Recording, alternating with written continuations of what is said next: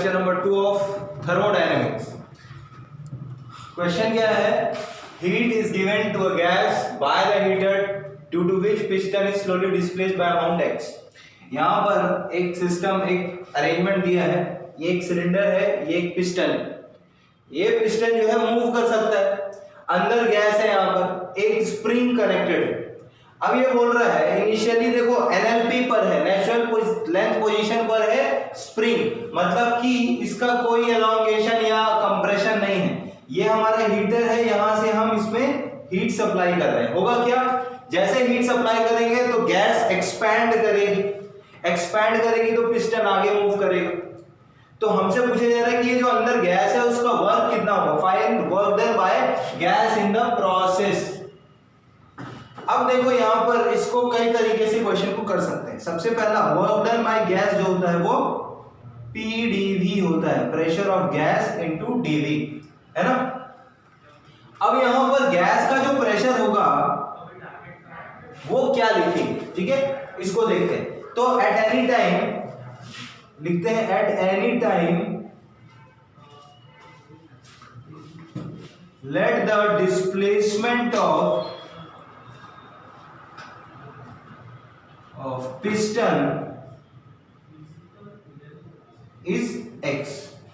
मान लो कि पिस्टन का जो डिस्प्लेसमेंट है वो x हो गया। इसका मतलब क्या हुआ? देखो पिस्टन इस पोजीशन से, ये जो पोजीशन थी पिस्टन की, उससे पिस्टन यहां पर कहीं आ गया, ठीक है। यहां पर पिस्टन कहीं आ गया, सपोज करो यहां पर, ठीक है ना। तो इस समय जब पिस्टन यहां पर कुछ x मूव किया है तो इस समय स्प्रिंग में कुछ, ये एनएलपी की पोजीशन है, एनएलपी की, तो स्प्रिंग का एलोंगेशन क्या है यहाँ पर? x। स्प्रिंग का एलोंगेशन है x। यहां से प्रेशर कितना लग रहा है? p नॉट, एटमॉस्फेरिक प्रेशर, ठीक है। यहां पर एरिया दिया हुआ है आपको, A is equal to area of piston,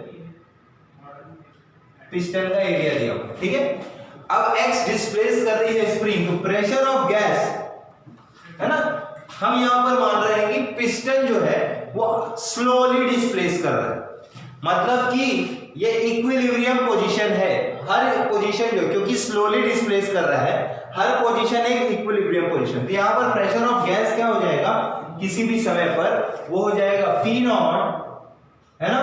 और ये देखो एलोंगेशन है, तो स्प्रिंग कहां फोर्स लगा रही होगी?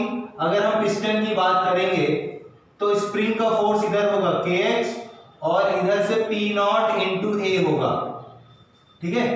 तो P not into a plus kx, ये,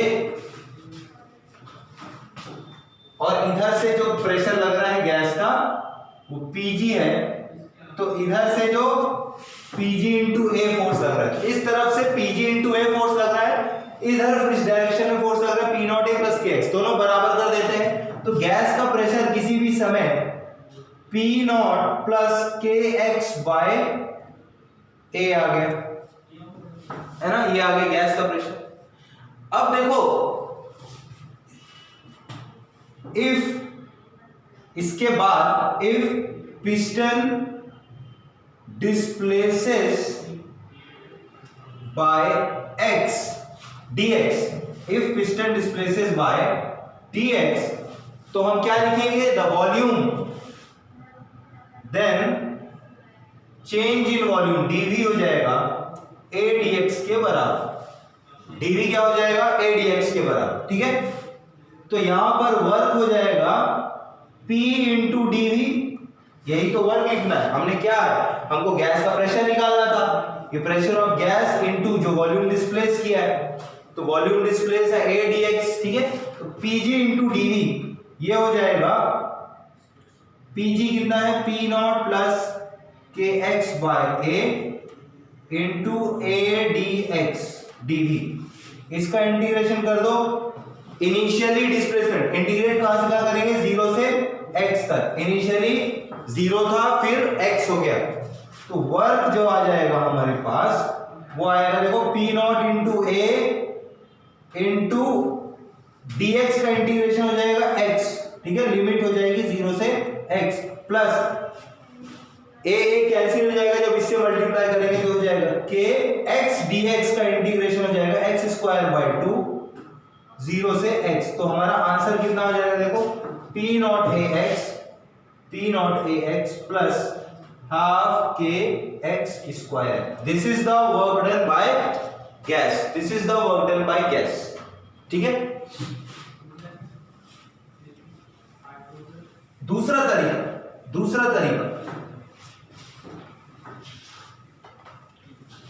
तरीका ग्राफ से भी इसको कर सकते हैं, क्योंकि हमको मालूम है कि अगर ग्राफ बना लिया पीवी डायग्राम का तो उसका जो एरिया हो जाएगा वो हमको पीवी डायग्राम का एरिया वॉल्यूम एक्सिस पर वो हमको क्या दे देगा, तो ये हो गया P और ये वॉल्यूम। प्रेशर ऑफ गैस हम देख पा रहे हैं कि प्रेशर ऑफ गैस कैसे वेरी कर रहा है, P not plus kx by a, है ना। मतलब अगर x 0 है initially, if x is equal to pressure of gas क्या है P not plus kx by a, है ना। वॉल्यूम का मतलब क्या है, वॉल्यूम है ax, वॉल्यूम को हम लिख सकते हैं a इंटू x, ठीक है ना, चेंज इन वॉल्यूम। इनिशियली देखो जब x 0 था, है ना, जब x 0 है तो प्रेशर ऑफ गैस क्या है, प्रेशर ऑफ गैस ये है आपका P नॉट, है ना। और जब x हो गया तो गैस का प्रेशर है P not plus kx by a, यानी कि लीनियरली वेरी कर रहा है, लीनियरली वेरी कर रहा है। तो हम बना सकते हैं ग्राफ, मान लो कि इनिशियली वॉल्यूम था इसका V1, ऐसा ग्राफ कुछ बनेगा, उसके बाद वॉल्यूम बढ़ के कितना हो गया, स्ट्रेट लाइन, ये इक्वेशन है, ये हो जाएगा V1 प्लस ax, यही हो गया ना V2। फाइनल वॉल्यूम क्या हो गया, V1 प्लस ax, ये हो गया फाइनल वॉल्यूम। तो इसका एरिया लिख दो, इसका एरिया जो है वो हमको वर्क दे देगा। तो एरिया कैसे लिखेंगे, half into sum of parallel side. तो जब इनिशियल वॉल्यूम कुछ V1 है NLP पे, तो उस समय प्रेशर है P नॉट, ठीक है ना। इनिशियल वॉल्यूम मतलब जब x 0 है तो वॉल्यूम है P नॉट, उसके बाद कितना हो जाएगा ये P not plus kx by a, है ना। जब डिस्प्लेसमेंट x हो गया तो ये प्रेशर हो गया, तो ये हो जाएगा हमारा sum of parallel side P not plus sum of parallel side P not plus kx by a into height, ये हाइट हो जाएगी V1 और ये V1 प्लस ax, तो ये हो जाएगा ax, हाइट हो जाएगी ax। तो हमारे पास कितना आंसर आ गया, देखो 2P naught plus kx by a into ax by 2, ठीक है। इसको सॉल्व करोगे तो आ जाएगा P naught ax plus half k x square, ठीक है। अगेन सेम आंसर आ रहा है, ठीक है। देखो ये और ये तीसरा मेथड है वर्क एनर्जी थ्योरम, जो कि आप यूज कर सकते हो। पिस्टन स्लोली डिस्प्लेस कर रहा है, इसका मतलब क्या है, काइनेटिक एनर्जी का चेंज 0 है ना। काइनेटिक एनर्जी का चेंज 0 है क्योंकि पिस्टन स्लोली डिस्प्लेस कर रहा है। स्लो डिस्प्लेसमेंट का क्या मतलब है, बिल्कुल धीरे डिस्प्लेस कर रहा है, ठीक है। तो तीसरा है work energy theorem. Third method work energy theorem क्या है, देखो पिस्टन पे, अगर पिस्टन को आप देखोगे तो पिस्टन पे कौन कौन वर्क कर रहा है, कौन कौन से फोर्स लग रहे हैं। यहां से गैस का वर्क है, यहां से P नॉट एटमॉस्फेयर का जो भी वर्क है, ठीक है। उसके बाद स्प्रिंग का फोर्स लग रहा है, तो इस पे कौन कौन से फोर्स है, फोर्सेस ऑन पिस्टन लिखो वर्क एनर्जी थ्योरम में। फोर्सेस ऑन पिस्टन, पहला gas pressure due to gas, force due to gas, है ना, इसका वर्क आएगा। सेकेंड है force due to P naught atmospheric pressure हो गया, ठीक है। तीसरा स्प्रिंग फोर्स, और कोई फोर्स नहीं, ठीक है। ये 3 फोर्स है। तो हम लिख सकते हैं work done by gas plus work done by atmosphere plus work done by spring is equal to change in kinetic energy. ठीक है, अब क्योंकि हमारे को दिया हुआ है क्वेश्चन में कि स्लोली डिस्प्लेस कर रहा है, स्लोली डिस्प्लेस करने का मतलब चेंज इन काइनेटिक एनर्जी हो गई 0। तो वर्क डन बाय हमको ये निकालना है Pg plus work done bye atmospheric pressure क्या होगा। देखो यहां से प्रेशर कांस्टेंट है, P नॉट कांस्टेंट है। ठीक है, तो फोर्स कितना होगा P नॉट का, हो जाएगा P नॉट इंटू A, और डिस्प्लेसमेंट इस डायरेक्शन में हो रहा है, फोर्स इस डायरेक्शन में है और डिस्प्लेसमेंट इस डायरेक्शन में हो रहा है। ठीक है, तो फोर्स इंटू डिस्प्लेसमेंट हो जाएगा वर्क, तो हो जाएगा P not into A into displacement x हो गया। ठीक है, ये वर्क डन बाय एटमॉस्फेयर क्या हो जाएगा, वर्क डन बाय एटमॉस्फेयर ये हो जाएगा minus P not A x। ठीक है, x तो हो गया डिस्प्लेसमेंट और माइनस P नॉट A हो गया फोर्स। माइनस साइन क्यों, क्योंकि डिस्प्लेसमेंट इधर हो रहा है, इसका फोर्स इस तरफ। ठीक है, तो यहां पर आ जाएगा माइनस माइनस स्प्रिंग फोर्स, आपको मालूम है वर्क क्या होता है, वर्क डन बाय स्प्रिंग ये होता है हाफ के xi square minus xf square. ठीक है, xi इनिशियल डिस्प्लेसमेंट क्या है 0, फाइनल है x। ठीक है, तो हो जाएगा plus half k 0 minus x square is equal to 0। तो यहां से वर्क डन बाय गैस का प्रेशर ये भी आ गया P naught AX plus half k x square. Same answer, 3 method है, किसी भी मेथड से आप यूज कर सकते हैं। ठीक है, एक ही क्वेश्चन को 3 मेथड से हमने कर दिया। ठीक है, ये तीनों मेथड आपको आने चाहिए। ठीक है, कितने तरीके से हम वर्क निकाल सकते हैं, देखो कोई एक तरीका नहीं है बल्कि 3 तरीके एक क्वेश्चन को करने के। ठीक है, नेक्स्ट हम देखते हैं फर्स्ट लॉ ऑफ थर्मोडायनेमिक्स। ठीक है, first law of thermodynamics, first law of thermodynamics, first law देखने जा रहे हैं। ठीक है, तो फर्स्ट लॉ ऑफ थर्मोडायनेमिक्स देखने के लिए हम देखते हैं सबसे पहले इंटरनल एनर्जी क्या होती है, इंटरनल एनर्जी है ना। अब इंटरनल एनर्जी क्या है, देखो मान लो एक कंटेनर है ना, इस कंटेनर में गैस अंदर उथल पुथल मची हुई है, ये गैस कांस्टेंट, ये गैस जो है, गैस के जो पार्टिकल्स है मॉलिक्यूल्स है ना, ये रैंडम मोशन कर रहे हैं, एकदम क्या वहां मूव कर रहे हैं, तो इनके पास काइनेटिक एनर्जी है, इनके पास पोटेंशियल एनर्जी है, इनका वाइब्रेशन हो रहा है, वाइब्रेशन वाली एनर्जी है।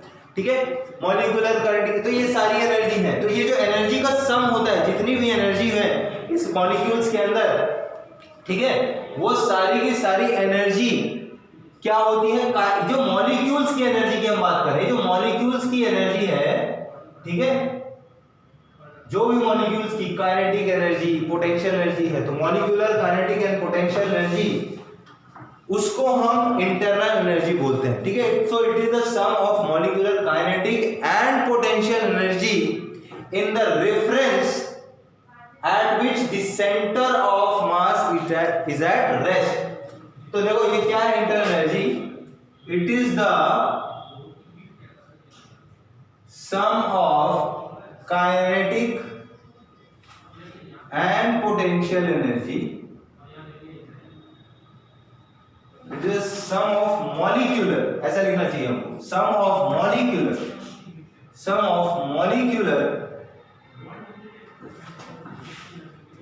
Kinetic and potential energies of molecules in a reference relative to which center of mass is at rest।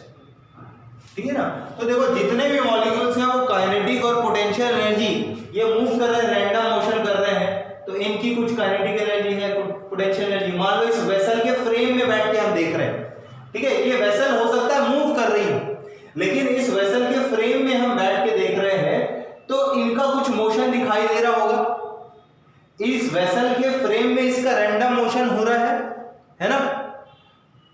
इस वेसल के फ्रेम में अगर इसका रैंडम मोशन हो रहा है तो इसका जो सेंटर ऑफ मास, हमने स्टार्टिंग में भी देखा था काइनेटिक थ्योरी ऑफ गैसेस में, अगर इसका रैंडम मोशन हो रहा है तो सेंटर ऑफ मास तो रेस्ट पर होगा, है ना, सेंटर ऑफ मास क्या है, रेस्ट पर। तो इस वेसल के फ्रेम से जब इसका मोशन हम देख रहे हैं, है ना, जो भी इसकी काइनेटिक और पोटेंशियल एनर्जी है उनका जो सम होगा वो क्या आएगा, इंटरनल एनर्जी के बराबर। ठीक है, तो इस समझ लो मॉलिक्यूल के अंदर की एनर्जी है, वो अंदर का जो मोशन हो रहा है वो उसमें इसके कारण जो मॉलिक्यूल के पास जो एनर्जी है वो होती है इंटरनल एनर्जी। और इंटरनल एनर्जी का फॉर्मूला हमने देखा था, U = F/2 nRT, ये होती है इंटरनल एनर्जी। ठीक है, ये फॉर्मूला हम देख चुके हैं, ये इंटरनल एनर्जी का फॉर्मूला। ठीक है, अगर हम चेंज इन इंटरनल एनर्जी की बात करेंगे, change in internal energy, change in internal energy, ये कितना हो जाएगा, delta U is equal to क्या हो जाएगा, F/2, F तो डिग्री ऑफ फ्रीडम है ना, N1 या ये हो जाता है U final minus U initial.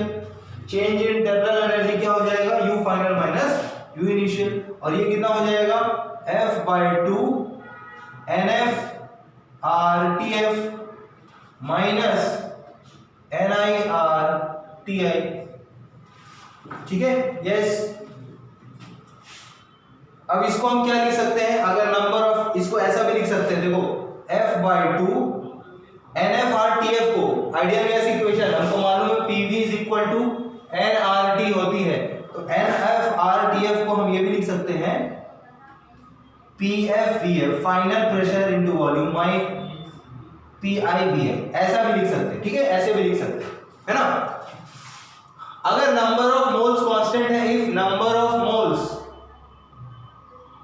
Are constant, therefore final और इनिशियल नंबर ऑफ मोल्स तो सेम होंगे, तो यहां से हम लिख सकते हैं UF माइनस UI, यानी चेंज इन इंटरनल एनर्जी को हम लिख सकते हैं F/2 nRTF minus TI. This is the change in potential energy, change in internal energy. ठीक है, ओके। तो ये हमको पहली चीज इसमें समझ में है, इंटरनल एनर्जी। आप देख के बता सकते हो इंटरनल एनर्जी केवल किस पर डिपेंड करती है, फाइनल और इनिशियल स्टेट क्या है, देख के बता सकते हो। फाइनल टेम्परेचर क्या है और प्रेशर क्या है और वॉल्यूम क्या है, उस पर डिपेंड करती है आपकी इंटरनल एनर्जी। ठीक है, अब इसके आधार पे हम अब देखते हैं first law of thermodynamics. First law of thermodynamics जो है, first law of thermodynamics is based on law of conservation of energy। ठीक है, फर्स्ट लॉ ऑफ थर्मोडायनेमिक्स जो है वो law of conservation of energy पर बेस्ड। ठीक है, क्या कहता है ये लॉ, ये लॉ बोलता है, ठीक है, मान लो ये कोई कंटेनर है, सपोज करो, है ना, और ये कोई पिस्टन लगा हुआ है, अंदर गैस है, ठीक है ना, ये मान लो हम इसको हीट दे रहे हैं, इसको सपोज हम हीट दे रहे हैं Q, तो ये जो भी हम हीट देंगे इसमें से कुछ हिस्सा हो सकता है ये पिस्टन, ये हीट देने पर ये पिस्टन मूव करेगा, हो सकता है ये पिस्टन मूव करे, है ना, ये पिस्टन मूव करेगा मतलब कि वॉल्यूम बढ़ रहा है, इसका मतलब गैस कुछ वर्क कर रही है। तो ये जो भी हम हीट देंगे ये कुछ हिस्सा वर्क करने में चला जाएगा और बाकी हिस्सा स्टोर हो जाएगा। समझ में आ रही बात।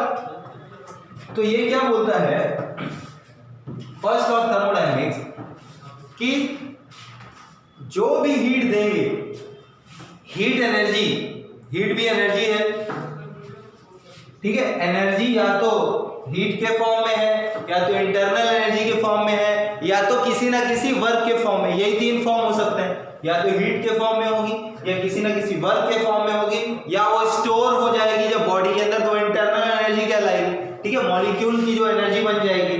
तो हम कह सकते हैं जो भी हीट हम प्रोवाइड करेंगे डेल्टा क्यू, है ना, जो भी डेल्टा क्यू हीट हम प्रोवाइड करेंगे दैट इज इक्वल टू, उससे क्या होगा, इंटरनल एनर्जी का कुछ चेंज आया, मान लो कि मेरे पास कुछ एनर्जी आई, उससे मेरी कुछ इंटरनल एनर्जी में चेंज आ गया, पहले कुछ इंटरनल एनर्जी थी अब कुछ और हो गई, तो कुछ चेंज आया, कैसे आया, उस हीट को लेके, प्लस कुछ वर्क हो गया, तो प्लस कुछ वर्क हो गया। ये होता है फर्स्ट लॉ ऑफ थर्मोडायनेमिक्स, ठीक है। व्हाटएवर हीट इज सप्लाइड, जो भी हमने हीट सप्लाई की, ठीक है, उससे कुछ इंटरनल एनर्जी का चेंज आ गया, कुछ इंटरनल एनर्जी थी उससे कुछ चेंज आ गया, है ना, प्लस कुछ हिस्सा वर्क में कन्वर्ट हो गया, तो ये हो गया delta Q equal to delta U plus W के बराबर। क्लियर है, ये होता है फर्स्ट लॉ ऑफ थर्मोडायनेमिक्स, है ना। अब यहां पर एक चीज साइन का बहुत इंपॉर्टेंट है, इस लॉ को जब हम यूज करेंगे तो कुछ साइन है, इस Q का क्या साइन होना चाहिए, डेल्टा U का क्या साइन होना चाहिए, डेल्टा W का जो क्या साइन होना चाहिए, वो हमको ध्यान में रखना है, ठीक है। डेल्टा Q क्या है, हीट ट्रांसफर, जो भी हीट ट्रांसफर हुआ है ना। डेल्टा U क्या है, चेंज इन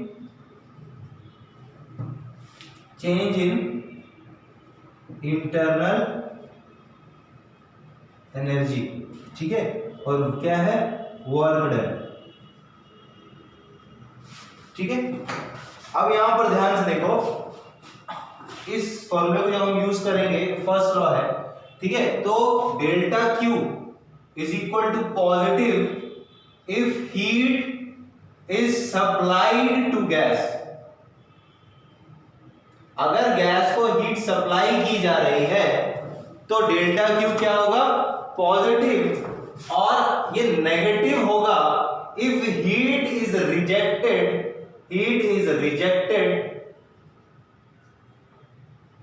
बाय गैस, ठीक है। डेल्टा क्यू नेगेटिव होगा if heat is rejected by gas, ठीक है।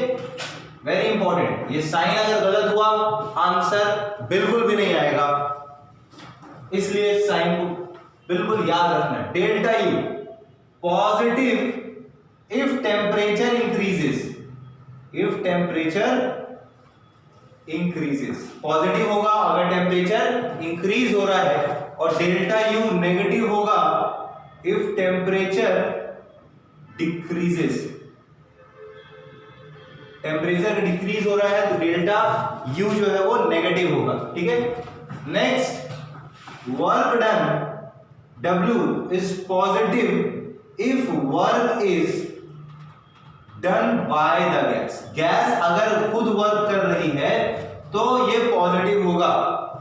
गैस अगर वर्क कर रही है, मान लो गैस अगर किसी कंटेनर में है और कंटेनर एक्सपैंड कर रहा है ना, एक्सपेंशन हो रहा है, तो वर्क गैस कर रही है, ठीक है। So work done during expansion हो रहा है तो वर्क कर रही हो गैस, ठीक है ना। एंड वर्क डन अगर वर्क नेगेटिव होगा if work is done on the gas पर अगर वर्क कर रहा है, यानी कि वर्क डन ड्यूरिंग कंप्रेशन, जो भी कंप्रेशन हो रहा है गैस का, उसमें वर्क गैस पर वर्क हो रहा है, तो उसको हम क्या लेंगे, नेगेटिव, ठीक है ना। Work done on the gas वो हो जाएगा नेगेटिव, ठीक है ना। सो ये फर्स्ट लॉ होता है। फिजिक्स में मेरे ख्याल से ये उल्टा होता है, ठीक है। फिजिक्स में delta U is equal to delta Q plus W होता है, क्योंकि उसमें साइन जो है वो चेंज हो जाता है, ठीक है ना। समझ में आई बात। सो केमिस्ट्री में जो लॉ हम लिखते हैं वो होता है delta U is equal to delta Q plus W, क्योंकि वहां पर हम work done by the gas को नेगेटिव लेते हैं, है ना। साइन कन्वेंशन और कुछ नहीं, इसको हम नेगेटिव लेते हैं, work done by the gas, तो वहां पर जो लॉ है वो उल्टा होता है। फिजिक्स में ये ध्यान रखना, work done by the gas को आपको पॉजिटिव लेना, ठीक है। Work done by the gas is positive, ठीक है। एक क्वेश्चन देखते हैं। in a thermodynamic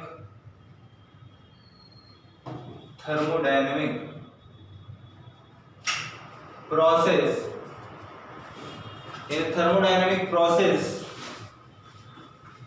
ठीक है। क्वेश्चन देखते हैं। Thermodynamic process, the work done, the heat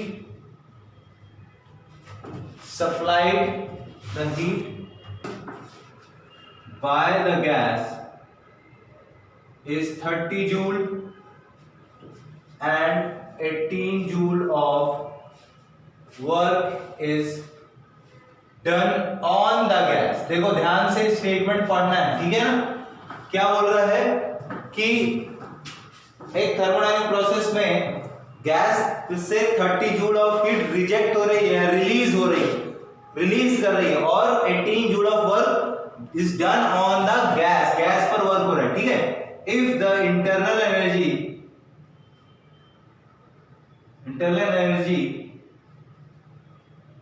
of gas is 60 joule, find the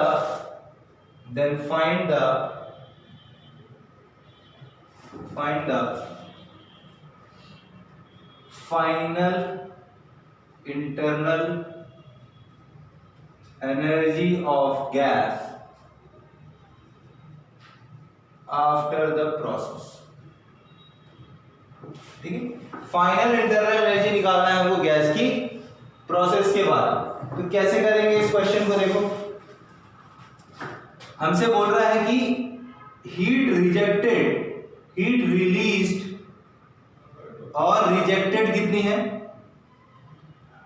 heat released या रिजेक्टेड कितनी है 30 जूल, तो -30 लेना पड़ेगा इसको, ठीक है। 30 joule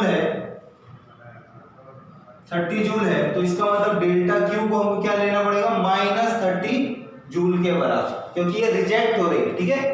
next work done on the gas, ये इसकी वैल्यू दी हुई है 18 जूल, तो work done on the gas है तो W को हमको लेना पड़ेगा -18 जूल, ठीक है, -18, क्योंकि ये work done on the gas, ठीक है। Now change in internal energy, delta U क्या होगा UF - UI। आपको फाइनल निकालना है, इनिशियल आपको 60 दिया हुआ है क्वेश्चन, ठीक है। बस रख दो। फर्स्ट लॉ क्या होता है? First law delta Q is equal to delta U plus W के बराबर है ना। डेल्टा Q कितना हो जाएगा -30 is equal to delta U कितना है UF -60 प्लस वर्क कितना है -18 है ना। तो ये कितना आ जाएगा देखो UF is equal to 60 - 30 + 18,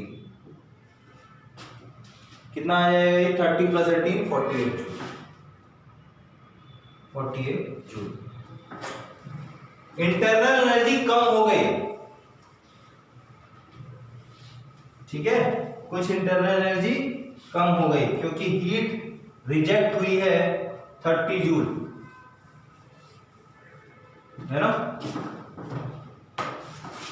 gas पे वर्क हुआ 18 जूल, गैस पे वर्क होने का मतलब गैस को 18 जूल मिली वर्क के फॉर्म में, 18 जूल मिला गैस को, लेकिन गैस से निकल गया 30 जूल, ऐसे भी पता लगा सकते हैं, है ना। गैस से बाहर चला गया 30 जूल एनर्जी, मिला उसको 18 जूल, तो नेट लॉस हो गया उसको 12 जूल का।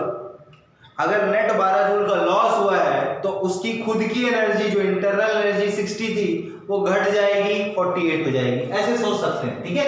फिजिक्स के तरीके से हमको सोचना चाहिए, है ना।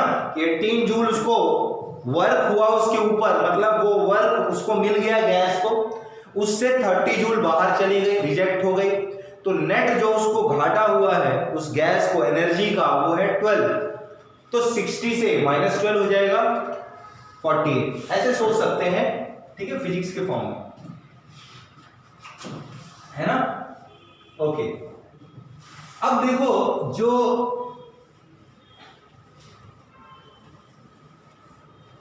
गैसेस होती है ना, हमने पढ़ा इंटरनल एनर्जी एक डायग्राम सोचो, देखो सपोज ये हमारे पास एक डायग्राम है ना, इस तरीके से 3 प्रोसेस हमने देख ली, ठीक है। ये है फाइनल, ये है इनिशियल इनिशियल पॉइंट है, यहां से इनिशियल से फाइनल तक हम 3 रास्ते से जा रहे हैं, है ना। इनिशियल से फाइनल हम 3 रास्ते से जा रहे हैं। ये प्रोसेस 1 है, ये 2 है और ये 3 है मान लेते हैं, ठीक है। तीनों में ये 3 अलग अलग रास्ते हैं, अलग अलग इनिशियल से फाइनल स्टेट में जाने की, ठीक है। क्योंकि देखो अब यहां पर इनिशियल से फाइनल स्टेट मान लेते हैं, यहां प्रेशर इनिशियल PI है, वॉल्यूम VI है, टेम्परेचर TI है, ठीक है। यहां पर है PF, VF, TF।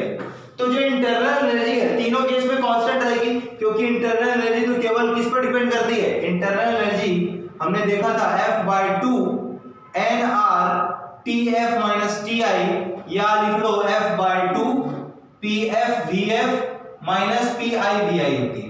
तो ये तो कोई भी रास्ते से जाओ, इनिशियल और फाइनल स्टेट तो सेम है, तो ये चेंज नहीं करेगी, ठीक है। इंटरनल एनर्जी तो तीनों केस में सेम रहेगी। तो हम लिख सकते हैं delta U1 = delta U2 = delta U3 होगी।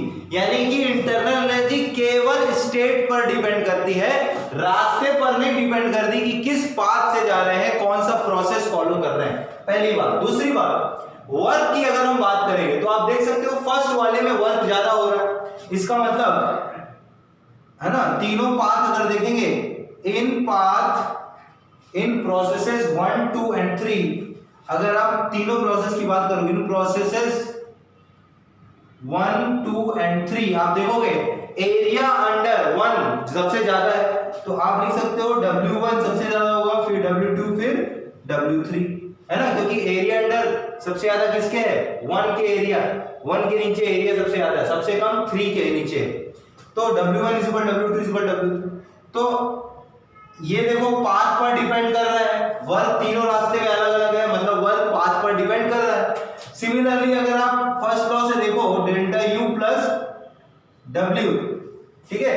अब W1 सबसे ज्यादा है, फिर W2, फिर W3, तो हम यहां से लिख सकते हैं डेल्टा Q1 सबसे ज्यादा, फिर डेल्टा Q2, फिर डेल्टा Q3, है ना। तो ये भी पाथ पर डिपेंड कर रहा है। इसका मतलब क्या हुआ कि ये जो इंटरनल एनर्जी है वो किसी भी पाथ पर नहीं डिपेंड करती, इसलिए इसको स्टेट वेरिएबल बोलते हैं, जो केवल स्टेट पर डिपेंड करती है, ठीक है। तो यहां पर एक पॉइंट आएगा कि internal energy is a state variable, ठीक है ना। That is it depends only on the state and not on the path followed. It depends only on the initial and final state. The initial and final state and not on the process or process followed by the gas, ठीक है। Process और path followed by the gas, ठीक है। इसलिए इसको state variable बोलते हैं, ठीक है। Delta Q and W are called path variables, ठीक है ना। path variables because it depends on the process followed by the gas and not on the initial and final states, ठीक है। इनिशियल और फाइनल स्टेट्स पर नहीं depend करता, केवल पाथ पर डिपेंड करता है। इसलिए ये पाथ वेरिएबल कहलाता है। It is called path variable. ठीक है, इंपॉर्टेंट पॉइंट ऑब्जेक्टिव में आ जाएगा। तो इसी के साथ आज का लेक्चर खत्म करते हैं। अगले लेक्चर में इसके आगे हम कंटिन्यू करेंगे, फर्स्ट लॉ पे बेस्ड कुछ क्वेश्चंस करेंगे। ठीक है, थैंक यू वेरी मच।